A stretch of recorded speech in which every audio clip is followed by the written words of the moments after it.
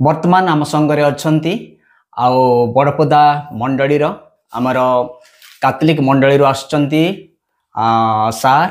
ତାଙ୍କର ନାମ ହେଉଛି ସନ୍ନ୍ୟାସୀ ବିନ୍ଦାଣୀ, କିନ୍ତୁ ଯେତେବେଳେ ସେ ଯୀଶୁ ଖ୍ରୀଷ୍ଟଙ୍କୁ ଗ୍ରହଣ କଲେ ସେହି ଦିନ ଠାରୁ ଜହନ ବିନ୍ଦାଣୀ ବୋଲି ତାଙ୍କର ନାମ ଅଛି। ଆଉ ଏ ଯେଉଁ ଆମର ଜହନ ବିନ୍ଦାଣୀ ବା ସନ୍ନ୍ୟାସୀ ବିନ୍ଦାଣୀ, ପ୍ରଥମେ ସେ ହିନ୍ଦୁ ଧର୍ମରେ ଥିଲେ, କିନ୍ତୁ ବର୍ତ୍ତମାନ ସେ କାହିଁକି ଖ୍ରୀଷ୍ଟିଆନ ହେଲେ ଏ ସବୁ ବିଷୟ ଆମେ ତାଙ୍କ ମୁଖରୁ ତାଙ୍କ ସାକ୍ଷ୍ୟରୁ ଆମେ ଶୁଣିବା। ଭାଇ ଆପଣଙ୍କୁ ଆମ ୟୁଟ୍ୟୁବ ଚ୍ୟାନେଲରେ ସ୍ୱାଗତ କରେ।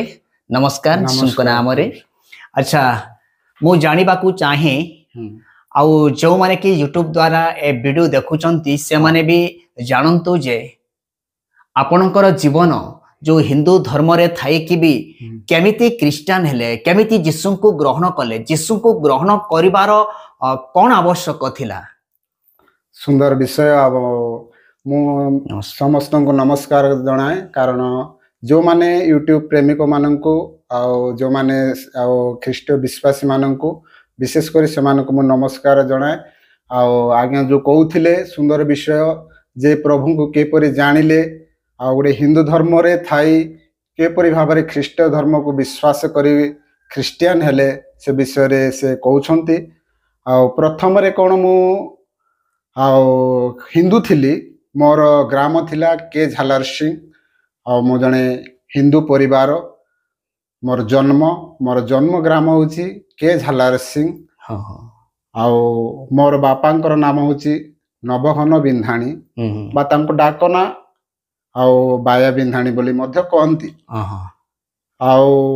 मु जेतेबेले स्कूल टाइम रे सेठी पढ़ी बढ़ली, जेतेबेले मु 10वीं क्लास पढ़े समाप्ति परे मु इस्कन बोली गोटे संस्था हिंदू धर्मर गोटा संस्था रे मु जो इस्कन बाबा माने जो प्रचार करचंती बा सन्यासी साजिकी रहउचंती सेमानको संस्था रे मिसिले। हाँ, सेठी रहिबा परे मु प्राय 5 वर्ष 5.5 वर्ष सेठी मु से संस्था रे रहिली। हाँ, सेठी रहिबा द्वारा मु केछि आध्यात्मिक जिनस सब शिखिबा को पाइली, गीता विषय रे जानिली। परे परे घरर सुविधा हबारु मु सेटा छाडी घर को आसिली। घरर बड़ पुओ होइतिबारु घर दायित्व नेली। परे परे सेई घर कामर सुविधा थिबारु मु बाहर को काम निमंते बाहरिली। बाहरे माने कोठी? हाँ, प्रथमे तो हैदराबाद थिली, तापरे एमती कर्नाटक जाइथिली, सेठारे मध्य काम करी सेठी चलिबार। परे सेठी करी करी किछिटा जेतेबेले पैसा रोजगार कली टिके निशा अभ्यास मध्य मोर रहिथिला। से निशा सेवन द्वारा धीरे धीरे मोर स्वास्थ्य उपरे हानि हेबाको आसिला। मु जानी पारिली जे मोर पेटरे गैस प्रॉब्लम है कि धीरे धीरे मोर गलार मध्य प्रॉब्लम हैला। तो मु जानी पारिली नाही एटा को कारण रो होछि। तेणु मु बाहर रु छाड़ी की घर को आसिली। आसिली जेतेबेले मु सेटा प्रथमे बरहमपुर जाई मु ट्रीटमेंट करबा को देखिली। जेतेबेले कली सेतेबेले जानी पारिली जे मोर ए जागा रे गळारे गळगंड होईची। सेटा धीरे धीरे कैंसर को जातो हैला। परे डॉक्टर जेमिति कहिले मोर टिके नर्वस आरंभ हैला, कारण मो केबे मध्य भाबी नथिली मोर या हेबो बोली। तो मो संगे संगे ए विषय को गुरुत्व नै कि जहा भी थिला मो पाखरे टंका पैसा जा आदाय करिथिली काम धंदा करी से सबू जिनस रे मु एई स्वास्थ्य उपरे लगेई देली। खर्च कर देली। तथापि मोर कोनसी स्वास्थ्य रे उन्नति हैला नाय। दिन को दिन बढ़िबा को लागिला। एते जल्दी से एटा बढ़िबा को लागिला। मोर ए गळा रे कोनसी खाद्य जाउ नथला, कोनसी खाद्य खाइले जाउ नथला, पतला जिंस खाइबा को पडुथला। तो मु सब बेले जाउ एमती पानी पी के मु रहिबार। परे परे जेते बेले अधिक बढ़िला मोर बाहर साइड रे मध्य टिके घा बळिया हेबा को आरंभ कला। एमिति हो हो हो सांघातिक जेते बेले हे गेला मु सेते बेले कोन चिंता करि पालिली नै जे कोन हेबो। तो डॉक्टर कहले ऑपरेशन कर दो। କିନ୍ତୁ ଏତେ ଅର୍ଥ ମଧ୍ୟ ପାଖରେ ନଥିଲା ଯେ ଅପରେସନ ପାଇଁ ମୁଁ କରିପାରିବି। ତ ମୁଁ ଅନେକକୁ ମଧ୍ୟ ହାତ ପତେଇଲି ଆଉ ଏମିତି ମୋ ପରିବାରକୁ ମଧ୍ୟ କହିଲି। ସେମାନେ କହିଲେ ଆଉ ଏତେ ପଇସା ନାହିଁ କଣ ହବ। ମୋ ସାଙ୍ଗସାଥି ମାନଙ୍କୁ ମଧ୍ୟ କହିଲି, କେହି ମଧ୍ୟ ମୋତେ ସାହାଯ୍ୟ କଲେ ନାହିଁ। ଶେଷରେ ମୁଁ ନିଜକୁ ନିଷ୍ପତ୍ତି କଲି କଣ କରିବି। ଏବେ ପାଗଳ ପରି ମୁଁ ବୁଲିବାକୁ ଆରମ୍ଭ କଲି। ରାତିରେ କେବେ ଉଠି ଏପଟ ଯାଏ, ସେ ପାହାଡ଼ ସେ ନଦୀ ଏସବୁ ଯାଇକି ମୁଁ କାନ୍ଦୁଥାଏ ଆଉ ପ୍ରାର୍ଥନା ମଧ୍ୟ କରୁଥାଏ କିପରି ଏଇଟା ହବ। ଚିନ୍ତାରେ ମୁଁ ଭାଙ୍ଗି ପଡ଼ିଥିଲି। ଶେଷରେ ନିଜକୁ ଏତେ ବିରକ୍ତ ହେଇଥିଲି ଯେ ନିଜକୁ ଆତ୍ମହତ୍ୟା କରିବା ପାଇଁ ମଧ୍ୟ କରିଥିଲି। ତ ଧୀରେ ଧୀରେ ଏପରି ଚେଷ୍ଟା କରୁଥାଏ, ତଥାପି ମୁଁ କେବେ ଆତ୍ମହତ୍ୟା କରିବାକୁ ମୋତେ ଟିକେ ଭୟ ଲାଗୁଥାଏ। ପରେ ମୋତେ ଯେତେବେଳେ ସାଂଘାତିକ ଅବସ୍ଥା ଆସିଲା, ମୁଁ ଦିନେ ଆଜି ଯେମିତି ହେଲେ ମଧ୍ୟ ଆଜି ମୁଁ ନିଜ ଜୀବନକୁ ଆଉ ନଷ୍ଟ କରିଦେବି, କାରଣ ମୁଁ ଆଉ ସହିପାରୁନି। ମୋତେ ବଥା ସହ୍ୟ ହେବାର ନାହିଁ। କେବଳ ଗଳାରେ ନା ଆଉ ପେଟରେ ବି ରୋଗ ଥିଲା? ପେଟରେ ମଧ୍ୟ ରୋଗ ଥିଲା ଆଉ ଟିକେ ମଳକଣ୍ଠ ମଧ୍ୟ ମୋତେ ଥିଲା। ତ ଏତେ କଷ୍ଟ ହେବାର, ମୋର ଖାଦ୍ୟ ପାଣି ଶୋଇପାରିବାର ନାହିଁ, ମୋତେ ନିଦ ହେବାର ନାହିଁ ରାତିରେ। ମୋ ପରିସ୍ଥିତି ଶେଷରେ ଗୋଟେ ଦିନ ଆଉ ରାତି 1 ରାତିରେ ଆମ ବଡ଼ପଦା କାଥଲିକ ଚର୍ଚ୍ଚ ପଛପଟେ ଗୋଟେ ପାହାଡ଼କୁ ଯାଇ ମୁଁ କଣ ହେଲା ଆଜି କାଥଲିକ ମାନଙ୍କର ଗୁମ୍ଫା ଅଛି, ସେଇଠି ଯାଇ ମୁଁ କଣ ହେଲା ଆଜି ଗୋଟେ ମୋର ଜୀବନକୁ ନଷ୍ଟ କରିବା ପାଇଁ ମୁଁ ଚିନ୍ତା କରିବି ବୋଲି ମୁଁ ଗଲି। ଆଉ ସେଦିନ ଶୁକ୍ରବାର ଦିନ ଥିଲା। ଆଉ ଯାଇ ସେଠି 1 ରାତିରେ ଯାଇ ମୁଁ ବସି ଅପେକ୍ଷା କରିଛି କଣ କରିବି ଆଜି କେମିତି ହେଇ ମଧ୍ୟ ଆଜି ମୁଁ ମରିବାକୁ ଇଚ୍ଛା କରୁଛି ବୋଲି ମୁଁ ନିଜକୁ ଚେଷ୍ଟା କଲି। ସେଥିରେ ଭାବୁ ଏମିତି ସକାଳେ ହେଇଗଲା। ତଥାପି ମୁଁ କୌଣସି କାର୍ଯ୍ୟ କରିପାରୁନି, କାରଣ ମୁଁ କଣ କେମିତି ହେଲେ ମୁଁ ମରିବି ଏସବୁ ଚିନ୍ତା କରି ମୁଁ ସକାଳେ ହେଇଗଲାଣି। ମୁଁ ନିଷ୍ପତ୍ତି କରିପାରୁନଥିଲି। ଶେଷରେ 4:30 5ଟା ସମୟରେ ମା ମାନେ ସେଠି ପ୍ରାର୍ଥନାକୁ ଆସିଲେ। ଯୋଉ ମିଶନର ମା ମାନେ, ଫାଦର ସିଷ୍ଟର ମାନେ, ନାଇଁ ଲୋକାଲ ଲୋକମାନେ ମଧ୍ୟ ଆସିଲେ। ସେମାନେ ଜୋରରେ ପାଟି କରିକି କାନ୍ଦୁଥିବାର, ପ୍ରାର୍ଥନା କରୁଥିବାର ମୁଁ ଦେଖିଲି। ତ ମୋତେ ବିଶ୍ୱାସ ଆସିଲା ଯେ ଏମାନେ ପ୍ରାର୍ଥନା କରୁଛନ୍ତି କାନ୍ଦିକି, କଣ ପାଇଁ ଏମାନେ କାନ୍ଦୁଛନ୍ତି। ମୋତେ ମଧ୍ୟ ଟିକେ ଇଚ୍ଛା ହେଲା କାନ୍ଦିବାକୁ, ପ୍ରାର୍ଥନା କରିବାକୁ। ତ ମୁଁ ଯାଇ ସେମାନେ ଗଲା ପରେ ମୁଁ ସେ ଜାଗାକୁ ଯାଇ ଟିକେ ଆଣ୍ଠୁ ପକେଇ ପ୍ରାର୍ଥନା କଲି। ମୁଁ ଏତିକି ପ୍ରାର୍ଥନା କଲି, ପ୍ରଭୁ ମୁଁ ସମସ୍ତ ଚେଷ୍ଟା କଲି ତଥାପି ମୋର ସ୍ୱାସ୍ଥ୍ୟରେ ଉନ୍ନତି ହେଲା ନାହିଁ। ସମସ୍ତ ପ୍ରକାର ଟଙ୍କା ପଇସା ଯାହା ଆଦାୟ କରିଥିଲି ସବୁ ମୋର ସରିଗଲାଣି। ମୁଁ କଣ କରିବି। ଥରେ ମୋତେ ଜୀବନରେ ଯଦି ବଞ୍ଚାଇବ ହେ ଈଶ୍ୱର ବୋଲି ମୁଁ ପ୍ରାର୍ଥନା କଲି। କିନ୍ତୁ ମୁଁ ପ୍ରଭୁକୁ ଜାଣିନଥିଲି, ଯୀଶୁଙ୍କୁ ମୁଁ ପ୍ରାର୍ଥନା ଏତିକି କରୁଥିଲି ଯେ ପ୍ରଭୁ ନିଶ୍ଚୟ ପ୍ରାର୍ଥନା ମୋର ଶୁଣିବେ ବୋଲି ବିଶ୍ୱାସ କରି ପ୍ରାର୍ଥନା କରି କାନ୍ଦି ପ୍ରାର୍ଥନା କଲି। ଆଉ ଟିକେ ମନକୁ ଟିକେ ଶାନ୍ତି ଲାଗିଲା, ଘରକୁ ଫେରି ଆସିଲି। ଏମିତି ମାନେ ଯୋଉ ରାତି ଆତ୍ମହତ୍ୟା କରିବାକୁ ଚେଷ୍ଟା କରିକି ଯାଇଥିଲ, ସେହି ରାତିରେ କିଛିଟା ମନ ଭିତରେ ବଦଳ ଆସିକିରି ପ୍ରାର୍ଥନା କଲା ପରେ ଘରକୁ ଫେରି ଆସିଲେ। ଟିକେ ଈଶ୍ୱରଙ୍କ ଉପରେ ଟିକେ ପ୍ରାର୍ଥନା କଲି ବୋଲି ଟିକେ କନଫିଡେନ୍ସ ଆସିଲା। ଆସିଲା ପରେ ଘରକୁ ଫେରି ଆସିଲି। ଆଉ ଡେଲି ଏମିତି ଗୋଟେ ପ୍ରାୟ ମାସେ ଗଲି। ମାସେ ଗଲା ପରେ ଆଉ କୌଣସି ଉନ୍ନତି ଦେଖାଗଲା ନାହିଁ ମୋର। ତ ମୁଁ ଭାବିଲି, ମୁଁ ତ ହିନ୍ଦୁ ପିଲା, ହିନ୍ଦୁ ପରିବାରରେ ମୁଁ କେବେ ପ୍ରଭୁ ଯୀଶୁକୁ ଜାଣି ନାହିଁ, ମତେ କାହିଁକି ସେ ମତେ ସୁସ୍ଥ କରିବେ। ଯେତେବେଳେ ଭଲ ଟାଇମରେ ମୁଁ କେବେ ତାଙ୍କୁ ଡାକିନି କି ପ୍ରାର୍ଥନା କରିନି, ମୋର ଆଜି ବିପଦ ପଡିଲା, ସେ ଆମ ଲୋକ ନାହାନ୍ତି, ସେ କାହିଁକି ମତେ ଆଉ ସୁସ୍ଥ କରିବେ ବୋଲି ମୋର ଚିନ୍ତାଧାରା ଯେ ମୁଁ ତ ଭଗବାନ ପାଖକୁ ଯିବା କଥା, ଆଉ ପ୍ରଭୁ ଯୀଶୁ କାହିଁକି ମୋର ପ୍ରାର୍ଥନା ଶୁଣିବେ ବୋଲି ମୁଁ ନିଜକୁ ଚିନ୍ତା କଲି। ଆଉ ଦୁଃଖରେ ପଳେଇ ଆସିଲି। ଆସିବା ସମୟରେ ମୋର ପଛପଟ ଆଉ ଜଣେ ପ୍ରାର୍ଥନା କରିବା ଜଣେ ସାଧୁ ଲୋକ ଥିଲେ। ସେ ମତେ କହିଲେ, ବାବୁ ଏତେ କାନ୍ଦୁଥିବାର ମୁଁ ଦେଖିଲି, କଣ ହେଇଛି ତୁ ଯୁବା ବୟସର ଏତେ କାନ୍ଦିବା। ଯେତେବେଳେ ସେ ଗୁମ୍ପାରେ ଯାଇକିରି ପ୍ରାର୍ଥନା କରୁଛନ୍ତି ସେତେବେଳେ ସେ ଲୋକ ବି ଦେଖିଥିଲେ, ପଛପଟେ ସେ ମଧ୍ୟ ପ୍ରାର୍ଥନା କରିବାକୁ ଆସିଥିଲେ। ତ ସେ ମତେ ଦେଖିକି କହୁଛନ୍ତି, ବାବୁ ଏତେ କାନ୍ଦୁଛୁ କାହିଁକି, ପ୍ରାର୍ଥନା କରୁଛୁ କଣ, ଏ ବୟସରେ ତ ଖେଳ ବୁଲ ମଜ ମଜଲିସ କରିବାର ସମୟରେ ଏତେ ଈଶ୍ୱର ପାଖରେ କାନ୍ଦୁଛ, ସେ ଦେଖି ମତେ ଟିକେ ଦୁଃଖ ଲାଗିଲା, କଣ ହେଇଛି ତମର। ସେତେବେଳେ ମୁଁ କହିଲି, ଆଜ୍ଞା ଏପରି ମୋର ଗଳାରେ ଗୋଟେ ଗଳଗଣ୍ଡ ଆଉ କ୍ୟାନ୍ସର ହେଇଛି, ଯାହାକି ଆଉ ମୋର କିଏ ସପୋର୍ଟ କରୁନାହାନ୍ତି ଅପରେସନ ହେବା ପାଇଁ, ମୋ ପାଖରେ ଆର୍ଥିକ ମଧ୍ୟ ଟଙ୍କା ପଇସା କିଛି ନାହିଁ। ତ ସେ କହିଲେ ଠିକ ଅଛି, ପ୍ରଭୁ ସୁସ୍ଥ କରିବେ। ସେଇଥିପାଇଁ ଆଜ୍ଞା ଏଠି ସବୁବେଳେ ମୁଁ ଆସୁଛି ମାସେ ହେଲାଣି କିନ୍ତୁ ଆଉ ବଢୁଛି ସିନା ଏଠି କିଛି ସୁସ୍ଥତା ନାହିଁ। ସେ କହିଲେ ଗୋଟିଏ ରାସ୍ତା ଅଛି,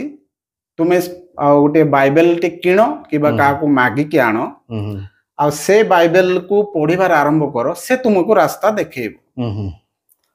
ମୋ ପାଖରେ ଆଉ କିଛି ଅପସନ ନଥିଲା, ହଉ ଟ୍ରାଏ କରିକି ଦେଖେ, ଚେଷ୍ଟା କରି ଦେଖିବା ବୋଲି ମୁଁ ଗୋଟେ ସାଙ୍ଗକୁ ଗୋଟେ ବାଇବେଲ ନୂତନ ନିୟମ ସେ ମତେ ଦେଲା ମାଗିବାରୁ ମୁଁ ସେଇଟା ପଢିବାର ଆରମ୍ଭ କଲି।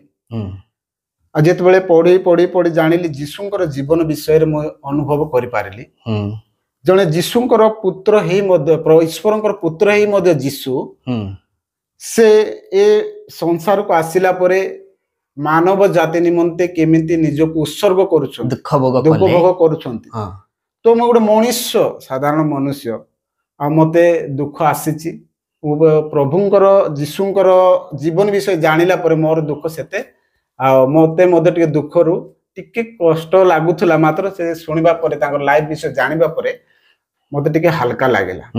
କାହିଁକି ତାଙ୍କର ବାଣୀ ଯାକ ଏତେ ସୁନ୍ଦର ଥିଲା ଯେ ମୋର ମନକୁ ସ୍ପର୍ଶ କରୁଥିଲା ବାଇବେଲ ବିଷୟରେ। କାରଣ ଯେତେବେଳେ ପୁରାତନ ନିୟମକୁ ମୁଁ ପଢିବାର ଆରମ୍ଭ କଲି, ସେଠି ଜି ହିଜିକେଲ ଭବିଷ୍ୟତ ବକ୍ତାଙ୍କୁ ପରମେଶ୍ୱର କହୁଛନ୍ତି ଯେ ବାକ୍ୟ ଦ୍ୱାରା ଶୁଖି ଯାଇଥିବା ହସ୍ତି ସବୁ ଜୀବନ ପାଇବେ ବୋଲି। ଜି ହିଜିକେଲ ତାର 31-37 ପ୍ରଥମ ପଦରେ ଲେଖା ଅଛି। ତ ମୁଁ ସେଟା ପଢିବା ଦ୍ୱାରା ହସ୍ତି ଯାକ ଶୁଖି ଯାଇଥିବା ହସ୍ତି କେମିତି ଆଉ ଜୀବନ ପାଇବ ବାକ୍ୟ ଦ୍ୱାରା, ଈଶ୍ୱରଙ୍କର ବାକ୍ୟ ଦ୍ୱାରା ତାଙ୍କୁ ପ୍ରଚାର କର ବୋଲି ପରମେଶ୍ୱର ତାଙ୍କୁ କହୁଛନ୍ତି। ଆମେ ଏଇ ରୋଗ ହେଇଥିବା ଲୋକମାନେ ସୁସ୍ଥ ହେଇପାରୁନାହୁଁ। ଶୁଖି ଯାଇଥିବା ହସ୍ତି କିପରି ସୁସ୍ଥ ହେବ, ମୁଁ ଶୁଣିବା ପରେ ମତେ ଗୋଟେ ଆଶ୍ଚର୍ଯ୍ୟ ଲାଗିଲା। ଯଦି ସେଇଭଳି ଲୋକକୁ ସୁସ୍ଥ କରି ଜୀବନ ଦେଇ ପାରୁଛନ୍ତି, ତାହେଲେ ମୁଁ କାହିଁକି ସୁସ୍ଥ ନ ହେବି? ସେ ପଢିବା ଦ୍ୱାରା ମତେ ବିଶ୍ୱାସ ଆସିଲା। ତାପରେ ଆଗକୁ ଯେତେବେଳେ ନୂତନ ନିୟମରେ ପଢିଲି, ଯେତେବେଳେ ଲାଜାର ମରି ଯାଇଥାଉଛନ୍ତି, ସେ ସମୟ 4 ଦିନ ହିଁ ଗନ୍ଧି ଯାଇ ପୁଚି ସଡା ହେଇ ସେ ସମାଧିରେ ଥିବା ଜଣେ ଲାଜାରଙ୍କୁ ସେ ଯୀଶୁ ଯାଉଛନ୍ତି। ଆଉ ସେତେବେଳେ ସେ ବାକ୍ୟକୁ ମୁଁ ଶୁଣିଲି ଯେ ମୁଁ ହିଁ ପୁନରୁତ୍ଥାନ ଜୀବନ, ଯେ ମୋ ଠାରେ ବିଶ୍ୱାସ କରିବ ସେ ମୃତ୍ୟୁ ହେଲେ ବି ବଞ୍ଚିବ ବୋଲି। ଆଉ ଯେ ମୋ ଠାରେ ବିଶ୍ୱାସ କରିବ ସେ କଦାପି ସେ ମରିବ ନାହିଁ। ଏଇ ଜିନିଷ, ଏଇ ବାକ୍ୟଟା ମତେ ଜୀବନରେ ପରିବର୍ତ୍ତନ ଆସିଲା। ତାପରେ ମୁଁ ନିଜେ ନିଜେ ଆଉ ବିଶ୍ୱାସ କଲି, ଆଉ ପ୍ରଭୁଙ୍କୁ ବିଶ୍ୱାସ, ଯୀଶୁଙ୍କୁ ବିଶ୍ୱାସ କଲି। ପ୍ରକୃତ ଯୀଶୁ ଖ୍ରୀଷ୍ଟ ଦୟାଳୁ, ଜଣେ ନମ୍ରଶୀଳ ଆଉ କରୁଣା, ତାଙ୍କ ପାଖରେ ଏତେ ଗୁଣ ଥିଲା ଯେ ସେ ଜିନିଷ ସବୁ ଅନ୍ୟ ଈଶ୍ୱର ମାନଙ୍କ ପାଖରେ ଦେଖା ଯାଇ ନଥିଲା। ମୋ ଅନୁଭୂତିରେ ମୁଁ ଯେତେବେଳେ ହିନ୍ଦୁ ଧର୍ମ ଗୀତାକୁ ଫଲୋ କରୁଥିଲି, ସେଇଠି ଦେଖିଲି ଅନେକ ପ୍ରକାର ହଣା କଟା ମରା ମରି ଏସବୁ ନାହିଁ, ଶାନ୍ତିର ବାର୍ତ୍ତା ଓ ନମ୍ର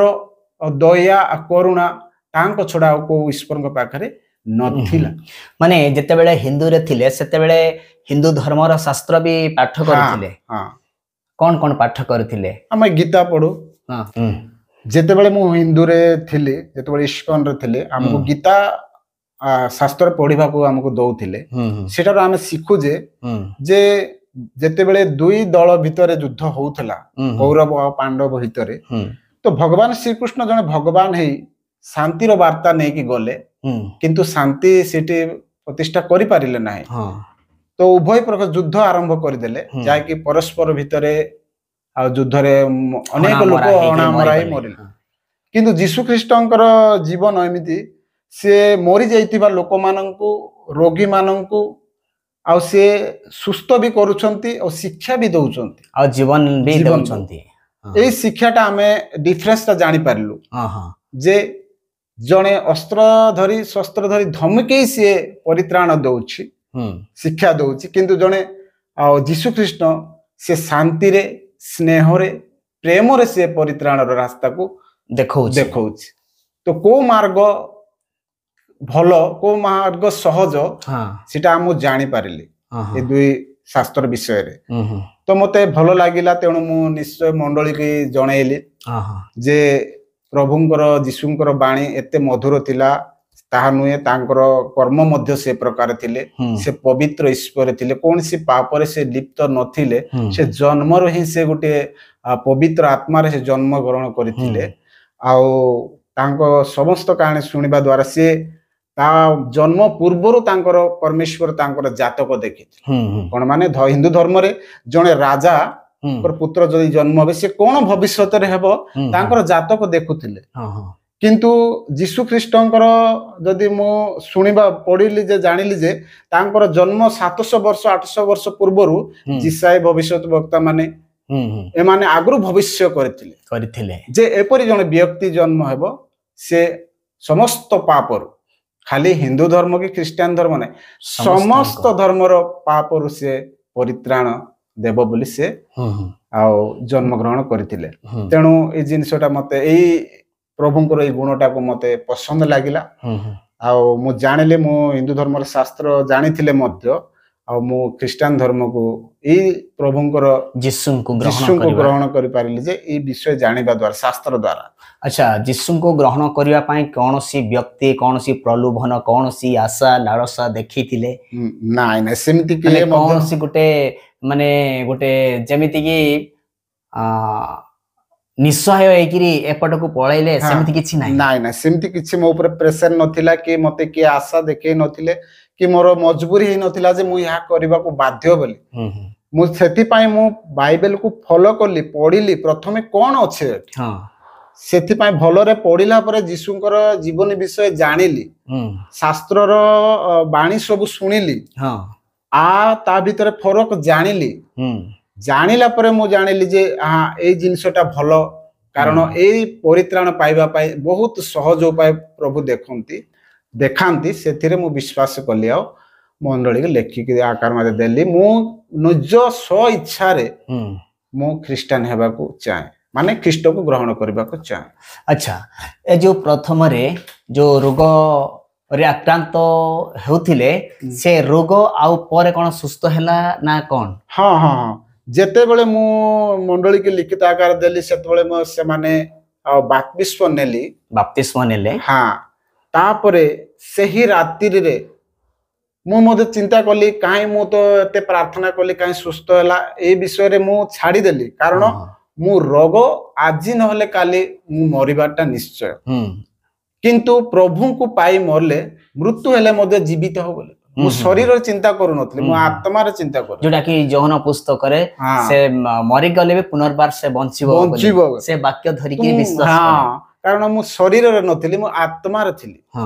ମୁଁ ଆତ୍ମାକୁ ଦେଖୁଥିଲି କିନ୍ତୁ ପ୍ରଥମେ ଯେତେବେଳେ ମୁଁ ଥିଲି ଶରୀର ବିଷୟରେ ଚିନ୍ତା କରୁଥିଲି ତେଣୁ ମତେ ଦୁଃଖ ଲାଗୁଥିଲା ଯେତେବେଳେ ପ୍ରଭୁକୁ ଜାଣିଲି ତାହେଲେ ମୋ ଆତ୍ମାକୁ ମୁଁ ବୁଝିପାରିଲି ଯେ ମୋର ଆତ୍ମା ମରିବ ନାହିଁ ତେଣୁ ମୁଁ ଭୟ କରିବାର ନାହିଁ ସେତେବେଳେ ପ୍ରଭୁ କଣ କଲେ ମୁଁ ବାପ୍ତିସ୍ମ ନେଲା ପରେ ହଠାତ୍ ଆମେ ପରିବାରରେ ସମସ୍ତେ ଶୋଇଛୁ ଗୋଟେ ଭୟଙ୍କର ସ୍ୱପ୍ନ ମତେ ଦେଖାଗଲା ଜଣେ ଶୁକ୍ଳ ବସ୍ତ୍ର ଆଲୋକ ରଶ୍ମି ମୋ ଉପରେ ଗୋଟେ ତେଜ ପଡିଲା ପରି ଲାଗିଲା ସ୍ୱପ୍ନରେ ଆଉ ମୁଁ ହଠାତ୍ ଡରିଗଲି ସେ ବ୍ୟକ୍ତି କହୁଛନ୍ତି ଯେ ତୁମ ପାଖକୁ ମୁଁ ଆସୁଛି ମୁଁ ଭାବିଲି ମୁଁ ମରି ଯାଉଛି ବୋଲି ନିଜକୁ ଭୟରେ ଉଠି ପଡିଲି ସେତେବେଳେ ଦେଖିଲି କି ଆଖପାଖ ନାହିଁ ମୋ ସ୍ତ୍ରୀ ମୋ ଛୋଟ ପିଲାଟି ଥିଲା ଆଉ ମୁଁ ଡରି ମୋ ସ୍ତ୍ରୀଙ୍କୁ ଉଠେଇଲି କଣ ହେଲା ସେତେବେଳେ ସେ ଉଠିଲା ପରେ ମୁଁ ପାଣି ମାଗିଲି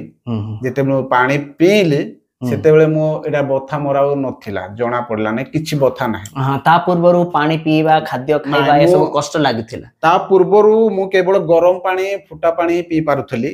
ଥଣ୍ଡା ପାଣି ଏଠି ବିଲକୁଲ ପିଇ ପାରୁନଥିଲି କିନ୍ତୁ ମୁଁ ଯେତେବେଳେ ଭୟ ହେଇଯାଇଥିଲି କଣ ସ୍ୱପ୍ନ ଦେଖିଲି ହଠାତ୍ ସେ ଆଣି ମତେ ପାଣିଟା ଦେଲେ ମୁଁ ହଠାତ୍ ଏମିତି ପିଇଲି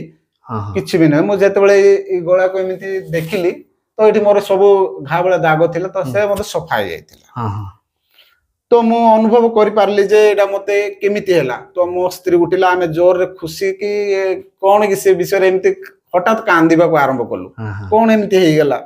ତ ସାହି ପଡିଶା ଲୋକମାନେ ଆସିକି ଡରିଗଲେ ତ ବିମାର ଥିଲା ହଠାତ୍ ମରି ଯାଇଥିବ ଏମିତି ଭାବିଲେ ସେଥିପାଇଁ କାନ୍ଦୁଛନ୍ତି ହଠାତ୍ ଚାଲ ଯିବା ବୋଲି ଦେଖି ଆସିଲେ ସେତେବେଳେ କହିଲୁ ନା ବିମାର ଏମିତି ଥିଲା ତ ଆଉ ପ୍ରଭୁଙ୍କର ପ୍ରାର୍ଥନାରେ କି କଣ ସୁସ୍ଥ ହେଲା ବୋଲି ମୋ ସ୍ତ୍ରୀ କହିଲା ସେମାନଙ୍କୁ ସବୁ ସାହି ପଡିଶା ଲୋକମାନେ ଚହଳ ପଡିଗଲା ମୁଁ ଜାଣିପାରିଲି ପ୍ରଭୁ ଯୀଶୁ ଖ୍ରୀଷ୍ଟ ମତେ ଆଉ ସୁସ୍ଥ କରିଛନ୍ତି କାରଣ ମୁଁ ତାଙ୍କର ବାକ୍ୟକୁ ବିଶ୍ୱାସ କଲି ଆଉ ତାଙ୍କର ବ୍ୟବସ୍ଥା ହିସାବରେ ମୁଁ ମଧ୍ୟ ଚାଲିଲି ତେଣୁ ପ୍ରଭୁ ମତେ ଆଉ ଦୟା କଲେ ମୁଁ ମୋ ନିଜକୁ ଅନୁଭବ କରିପାରିଲି କାରଣ ସେ ବ୍ୟକ୍ତି ଯୋଉ କହିଥିଲେ ଯେ ତୁମେ ବାଇବେଲକୁ ଫଲୋ କର ସେ ତୁମକୁ ରାସ୍ତା ଦେଖାଇବ ତେଣୁ ମୁଁ କୌଣସି ଅନ୍ଧକାରରେ ଯାଇ ମୁଁ ଆଉ ଦେବ ପୂଜା କି ମୂର୍ତ୍ତି ପୂଜାରେ ଏମିତି ପାଇବି ବୋଲି ଆଶା କରେନି ପ୍ରଭୁଙ୍କର ବାକ୍ୟକୁ ମୁଁ ବିଶ୍ୱାସ କଲି ବାକ୍ୟ କହେ ସେ ବାକ୍ୟ ହିଁ ଈଶ୍ୱର ଥିଲେ ତେଣୁ ମୁଁ ସେ ବାଇବେଲ ପଢି ପଢି ହିଁ ମୁଁ ସେ ଜାଣିପାରିଲି ଈଶ୍ୱରଙ୍କୁ ଆଚ୍ଛା ବର୍ତ୍ତମାନ ସେ ସମସ୍ତ ରୋଗ ସୁସ୍ଥ ହେଇଛି ହଁ କେବେ କେବେ ମଝି ମଝିରେ କିଛି ବି ନାହିଁ ଆପଣ ଦେଖୁଥିବେ ସାମ୍ନାରୁ ମୋ ପାଖରେ ଏଇଠି ଟିକେ ଆଗ କଳା ଦାଗ ଥିଲା ଟିକେ ସେ ଚିହ୍ନ ମଧ୍ୟ ନାହିଁ ଆଉ ଏବେ ଦେଖିପାରୁଛନ୍ତି ମୁଁ କାଲି କଣ ହେବି ମୁଁ ଜାଣେ ନାହିଁ କିନ୍ତୁ ବର୍ତ୍ତମାନ 7 ବର୍ଷ ହେଲା 2018 ଠୁ ଏବେ ପର୍ଯ୍ୟନ୍ତ ପୁରା ସୁସ୍ଥ ଆଉ ମୁଁ ଇଏ ଅନୁଭବ କରିପାରୁଛି ଆଉ ଏମିତି କୌଣସି ମଧ୍ୟ ଆଉ ମୋ ପାଖରେ ରୋଗ ନାହିଁ ବର୍ତ୍ତମାନ ପରିବାର ମଧ୍ୟ ମୁଁ ଯାହା ସବୁ ମୋର ଘର ଯାହା ଥିଲା କାଗଜ ପତ୍ର ସବୁ ମୁଁ ବନ୍ଧା କରି ଯାଇଗଲି ସବୁ ଜିନିଷ ମଧ୍ୟ ପ୍ରଭୁ ଆଉ ଯୋଗାଡ଼ କରି ମୋର ଏବେ ଗୋଟେ ଛୋଟିଆ ପରିବାର ହେଇ ଆମେ ରହୁଛୁ ଯେତେବେଳେ ଖ୍ରୀଷ୍ଟିଆନ ହେଲେ ନିଜର ମା ବାପା ପରିବାର କଣ ଗ୍ରହଣ କରୁଛନ୍ତି ନା ସେମାନେ ଘୃଣା କରୁଛନ୍ତି ନାଇଁ ମା ବାପା କେବେ ବି ଘୃଣା କରିବେ ନାହିଁ କାରଣ ସେମାନେ ଜନ୍ମ କରିଥାଉଛନ୍ତି ତେଣୁ ମା ବାପା କେବେ ମଧ୍ୟ ପିଲାମାନେ ଦୋଷ କଲେ ମଧ୍ୟ ସେମାନେ ପ୍ରେମ ହିଁ କରିଥାନ୍ତି ତେଣୁ ମୋ ମା ବାପା ମତେ ସବୁ ଆଉ ମୋର ଗୁଣ ଦେଖି କାରଣ ଯାହା ଆଗରୁ ଥିଲା ସ୍ୱଭାବ ଟିକେ ଏବେ ମତେ ସେମାନେ କହୁଛନ୍ତି ମୋର ମା ଯାହା ହଉ ସେ ଖ୍ରୀଷ୍ଟିଆନ ହେଇକି ପ୍ରଭୁକୁ ଜାଣିକି ସେ ଧର୍ମ ଚେଞ୍ଜ କଲେ ମଧ୍ୟ ସେ କିଛି ଉନ୍ନତି ହେଇଛି ସେଥିରେ ଆମକୁ ଖୁସି ଲାଗୁଛି ବୋଲି ମା କହିଲା ମାନେ ଆଗର ଯୋଉ ହିନ୍ଦୁ ଥିଲା ବେଳେ ଯୋଉ ଚରିତ୍ର ଯୋଉ ସ୍ୱଭାବ ଥିଲା ଆଉ ବର୍ତ୍ତମାନ ଖ୍ରୀଷ୍ଟିଆନ ହେଲା ପରେ ଯୋଉ ଚରିତ୍ର ସ୍ୱଭାବ ବଦଳି ଯାଇଛି କିଛିଟା ଗୋଟେ ପରିବର୍ତ୍ତନ ଆସିଲା ଆଉ ସମାଜ ପାଇଁ ଆଉ ପ୍ରତ୍ୟେକ ଲୋକମାନଙ୍କ ଆଗରେ ଗୋଟେ ଭଲ ଦେଖାଯାଉଛି ସେମାନେ ସାକ୍ଷ୍ୟ ଦଉଛନ୍ତି ଯାଉ ଆଗ ଏମିତି ଥିଲା ଆଉ ଏ ପ୍ରକାର ପିଲା ବଦଳିଲା ଯାଉ ଖୁସି ଲାଗୁଛି ଆଉ ମୁଁ ଯେବେ ଯୋଉ ଜାଗା ଯାଇ ସାକ୍ଷ୍ୟ ନେଇ ଯାଉଛି ତ ମୋ ମା ଶୁଣିଲେ ଖୁସି ହଉଛି କାରଣ ସେ ଆମ ଗାଉଁଳିଆ ଭାଷାରେ କହେ ବାବୁ ଏବେ ବଦଳି ଗଲା ଆଉ ଏବେ ଧଳାଟା ପିନ୍ଧି ବହୁତ ଭଲରେ ଲୋକମାନେ କହୁଛନ୍ତି ମୋ ମା କୁ ସମସ୍ତେ କହୁଛନ୍ତି ଆଉ ତୋ ପୁଅ ଏମିତି ଆଉ ପ୍ରଭୁଙ୍କର ସାକ୍ଷ୍ୟ ବାକ୍ୟ ଯାଇ କହୁଛି ବୋଲି ସେମାନେ ନିଜକୁ ଗର୍ବ ଅନୁଭବ କରୁଛନ୍ତି ଆଚ୍ଛା ଯୋଉ ଆପଣଙ୍କର ଯୋଉ ଜହନ ବିନ୍ଦାଣୀ ବା ସନ୍ନ୍ୟାସୀ ବିନ୍ଦାଣୀ ସେମାନେ କଣ କରନ୍ତି ଆଗେ କଣ କରୁଥିଲେ ଆମେ ତ ବର୍ତ୍ତମାନ ଆମର ବିନ୍ଧାଣୀ କେଷ୍ଟ କହିଲେ ମାତ୍ର ଲୋହରା ଉପରେ ଜାତି ଉପରେ ଯାଉଛି ତ ଆମର ବୃତ୍ତି ଥିଲା ବିନ୍ଧାଣୀ ମାନେ ଲୁହାକୁ ଆମେ ତିଆରି କରିବା କଥା ତ ଆମର ଶାଳ କାମ ଥିଲା ଲୁହା କାମ ଥିଲା ଲୋହରା ଆମେ ତ ସେ କାମ ଆମର ବୃତ୍ତି ଥିଲା ଆଚ୍ଛା ଆଜି ପର୍ଯ୍ୟନ୍ତ ଆପଣଙ୍କ କେଷ୍ଟ ଲୋକମାନେ କୌଣସି ସ୍ଥାନରେ ଏମିତି ପରିବର୍ତ୍ତନ ହେଇଛନ୍ତି ଯୀଶୁ ଖ୍ରୀଷ୍ଟଙ୍କୁ ଗ୍ରହଣ କରିଛନ୍ତି କି ନାଇଁ ଆମ ଏରିଆରେ ତ ଏମିତି ଅନେକ ଅଦର କେଷ୍ଟକୁ ବାହା ହଉଛନ୍ତି କିନ୍ତୁ ଏମିତି ଖ୍ରୀଷ୍ଟିଆନ ହେଇକି ଆମ ଏରିଆରେ ମୁଁ ହେବାର ଜାଣି ନାହିଁ ଆଚ୍ଛା ଏବେ ଯୋଉ ଖ୍ରୀଷ୍ଟିଆନ ହେଲା ପରେ ଅନ୍ୟାନ୍ୟ ମଣ୍ଡଳୀ ମାନଙ୍କରେ କଣ ସ୍ୱାଗତ କରୁଛନ୍ତି କି ବାଇବେଲ ବିଷୟ ପ୍ରଚାର କରିବା ବା ଯୀଶୁଙ୍କ ବିଷୟରେ ସାକ୍ଷ୍ୟ ଦେବା ବିଷୟରେ ହଁ ବହୁତ ସେମାନେ ଆମ ସ୍ୱାଗତ କରୁଛନ୍ତି କାରଣ ଯେତିକି ମୁଁ କେବେ ବି ଅନୁଭବ କରିନଥିଲି ଯେ କି ମୁଁ ଗୋଟେ ହିନ୍ଦୁ ଧର୍ମରେ ଶାସ୍ତ୍ରକୁ ଫଲୋ କରୁଥିଲି ସେମାନେ ଆମକୁ ଜାତି ପ୍ରଥା ଧର୍ମରେ ଲୋକ କରୁଥିଲେ ଛୁଆଁଛୁଇଁ ଭେଦଭାବ ଥିଲା କିନ୍ତୁ ଯେତେବେଳେ ଖ୍ରୀଷ୍ଟ ଧର୍ମ ଗ୍ରହଣ କଲି କିନ୍ତୁ ସେ ସବୁ ଏଇ ଧର୍ମରେ ଦେଖାଗଲା ନାହିଁ ଆଉ ଯୋଉଠି ଗଲେ ମଧ୍ୟ ସ୍ୱାଗତ କରନ୍ତି ଆଉ ବହୁତ ବଡ ଭାବରେ ସ୍ୱାଗତ କରନ୍ତି ଆଉ ସେମାନେ ଆଉ ମଣ୍ଡଳୀ ମାନଙ୍କର ଗଲେ ବହୁତ ଶିକ୍ଷା ମଧ୍ୟ ଦିଅନ୍ତି ଏଇ ଗୋଟେ ଅନୁଭବ ଏଇଟା ଗୋଟେ ଥିଲା ହେଲେ ଆମେ ଯାହା ବି ଦେଖୁଛୁ ଆପଣଙ୍କର କେଷ୍ଟ ଲୋକମାନେ ପ୍ରାୟତଃ ସେମାନେ ମଦ ପାଣି ପିଅନ୍ତି ଆଉ ସମାଜ ବା ଗୋଟେ ମଣ୍ଡଳୀ ସହିତ ଏମିତି ଗୋଟେ ଆଲୋଚନା କରିବା ଯେ କୌଣସି ଗୋଟେ ବିଷୟରେ ଶିକ୍ଷା ଦେବା ବା ଶିକ୍ଷା ନେବା ଏ ବିଷୟରେ ପ୍ରାୟତଃ ଦେଖାଯାଉନି କିନ୍ତୁ ବର୍ତ୍ତମାନ ଖ୍ରୀଷ୍ଟିଆନ ହେଲା ପରେ ନିଜେ ତ ଶିକ୍ଷିତ ହେଲେ କିଛିଟା ପରିବର୍ତ୍ତନ ମାନେ ହେଇଗଲେ ମାନେ ହୃଦୟର ଯୋଉ କଳଙ୍କ ଯୋଉଟା କି ପାପର ସ୍ୱଭାବ ଥିଲା ସେ ସବୁ ପରିବର୍ତ୍ତନ ହେବା ସାଥେ ସାଥେ ईश्वर मंडली मानक माने जो जगार कि जीशु कृष्ण को विश्वास करवा लोक मैंने 100 घर 50 घर होती से जगार भी जाकर ठिया ही पारुचंती सुजोग मिलुची सुजोग देउछंती एटा कौन भावुचंती एटा प्रभु जीशु कृष्णकर अनुग्रह बोली भावुचंती ना मो मोर निज शक्ति सामर्थ्य रे ए प्रकार गौरव मान सम्मान पाउची बोली आपण भावुचंती ना ना से सब मु केबे मध्य मो निज को मोर सामर्थ्य द्वारा मु पाइची बोली कहि पारबी ना अच्छा जीशु कृष्ण को पाइबा पूर्वरु एमिति केबेले में गुटे स्टेज ऊपर को जाइकरी लोक मानन को शिक्षा देई पारबी चेतना प्रेरणा बा गुटे परामर्श देई पारबी 100 200 लोकन को आगरे मो स्टेज रे ठियाई पारबी कोन किछि भावना थिला चिंताधारा थिला ना ना आगुरु एमिति केबे मध्य मु से हिंदू धर्म थिला बेले मध्य सुजोग पाई नथिली कारण आम हिंदू धर्म नीति नीति हिसाब रे केवल शास्त्र शिक्षा केवल ब्राह्मण माने दे पारुथिले अन्य शूद्र किबा वैष्णव ए जाति मान को नथिला शास्त्र नथिला तेणु आउ से जिनिसटा हमर अनुभव जेते शास्त्र जानिथिले मध्य से शिक्षा हमको देबार अधिकार नथिला जेतेबेले इस्कन मानक संगरे थिले से जो संस्था रे बा से इस्कन धर्म रे थिले सेतेबेले तो प्राय केते बही केते धर्म पुस्तक पाठ करथिबो शिखिथिबो हां तथापि कौन सी स्थान रे सेमिति मुख्य भाव रे गोटे वक्ता हिसाब रे सुजोग समय मिल नाय नाय से सब किंतु वर्तमान देखंतु हमर एरिया रे देखिबा को गले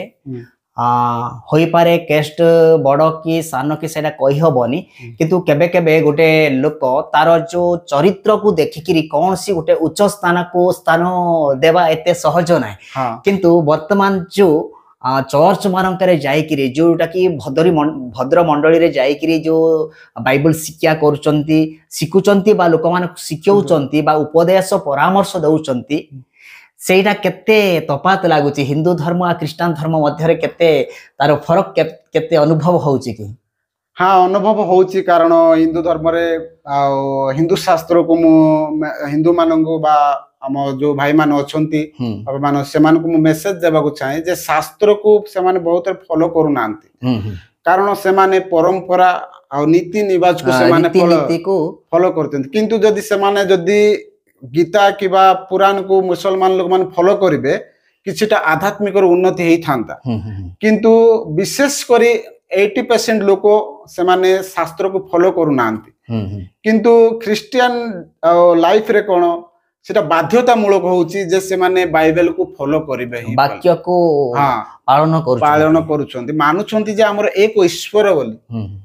किंतु से जगह रे गीता रे मध्य लेखा अछि गोटे भगवान श्री कृष्ण कहउछंती अर्जुन को जे मु ही दुर्गा मु ही काली विश्व रूप से धारण समस्त अवतार केवल मु जणे हेची बोली से कहउछंती तथापि से जण को से न मानी सहस्र देव देवता को प्रार्थना करबा आवश्यक नाही बोली कहउछंती गीता अध्याय तार 15 प्रथम अध्याय 15 एक बा श्लोक रे लेखा अछि जे जोड़े गोटे अश्वतत्व वृक्ष बोली अछि जे से वृक्षर रहस्य को जानिबो से समस्त वेद शास्त्र जानिछि वेदज्ञ बोली से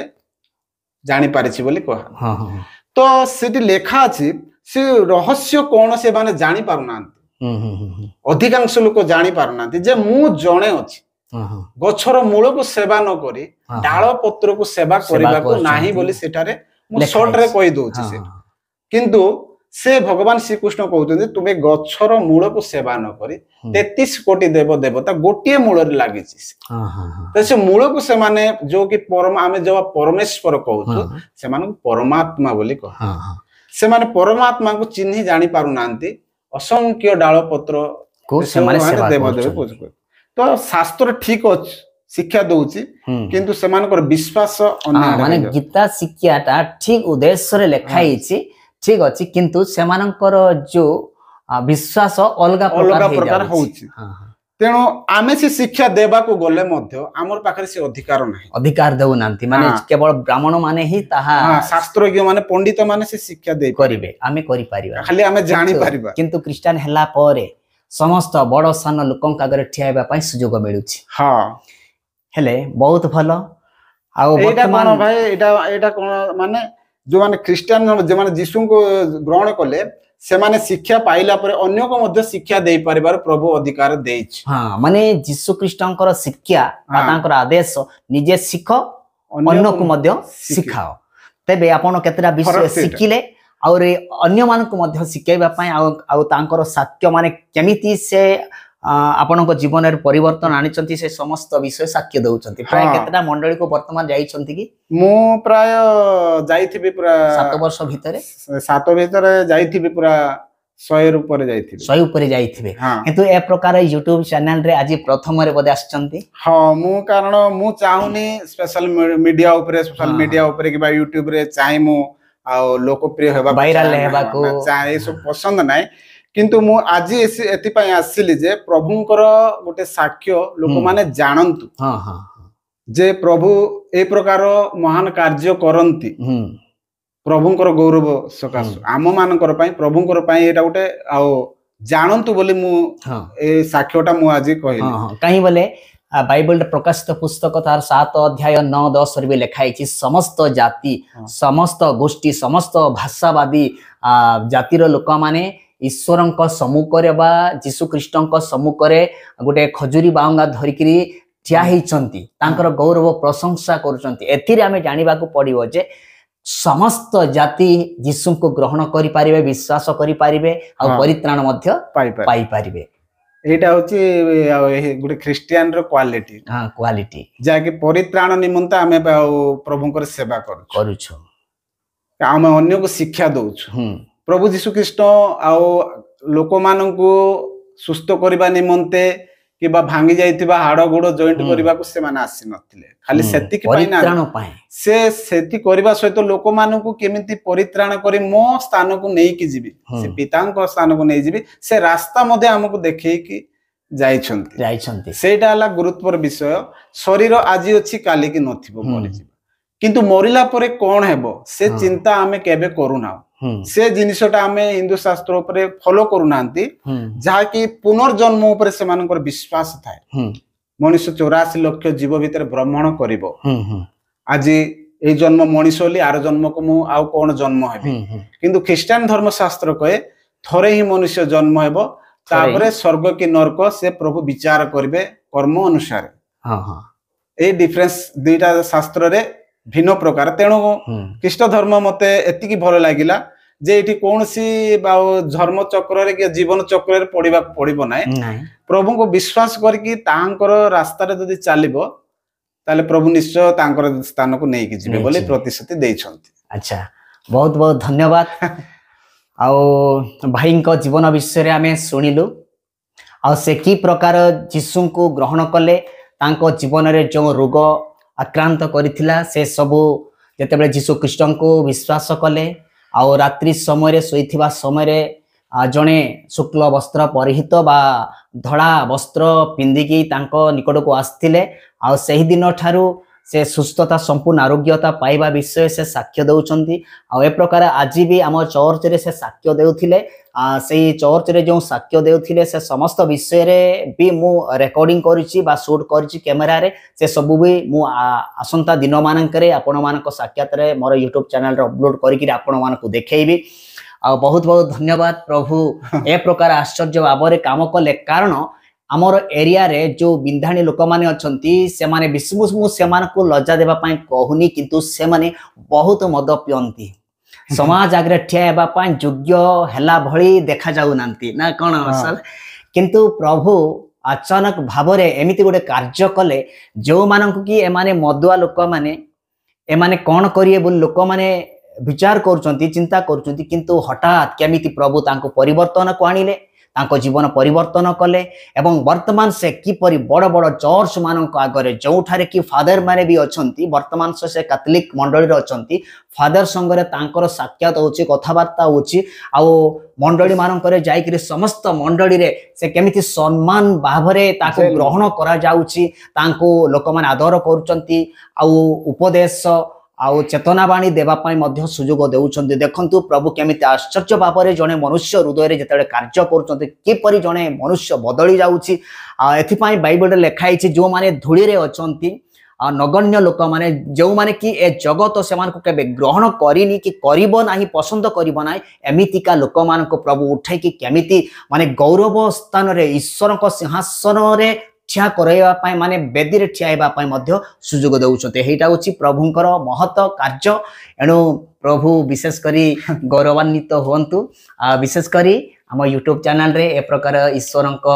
पाई साक्ष्य देइथिबारु निजर प्रभु केमिति आपनक जीवन रे कार्य कले परिवर्तन आसिले से समस्त विषय साक्ष्य देबारु प्रभु आपनक विशेष विशेष आशीर्वाद करंतु आपनक सहित आपनकर सब परिवार को मध्य से परि अनुग्रह आशीर्वाद करंतु आजि पाई एतिकी आसंता दिन मानकरे एपरि नुआ नुआ वीडियो एमिति नुआ नुआ विश्वासी मानक द्वारा साक्ष्य नहीं आसीबु आपण माने आम पाई प्रार्थना करंतु प्रभु आम संगरे रुहंतु आपण मानकु ए वाक्य द्वारा अनुग्रह आशीर्वाद करंतु समस्त को नमस्कार।